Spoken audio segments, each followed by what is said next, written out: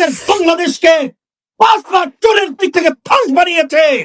এই চাঁদাবাজদেরকে, এই খুনিদেরকে, টাকা পাচারকারীদেরকে বাংলার মাস্তুলে সংসদে দেখতে পাই না।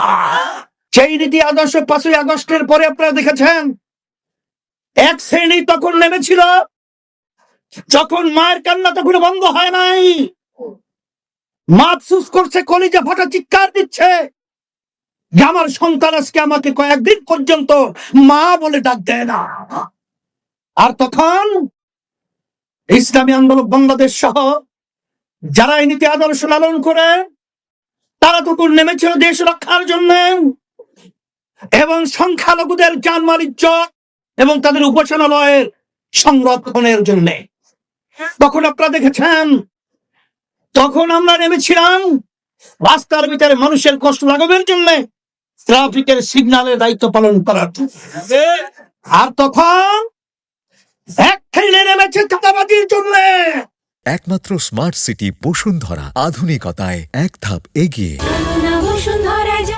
স্টেশন খোলার জন্য, খোলার জন্য ওরা নিজেরা বাঘ বছরের সমস্যা তৈরি হওয়ার কারণে নিজেরা নিজেদেরকে মেরে ফেলে 200-র মতো।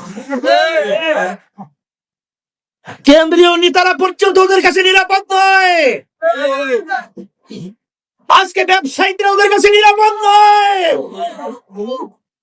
আজকে আপনার সোহাগের মতো সন্তান ওকে পাথর মেরে আজকে যেভাবে নির্মম ভাবে আমাদের বাংলাদেশের মধ্যে হত্যা করা হলো, এই ইতিহাস আমরা আর দ্বিতীয়বার রচনা করতে চাই না।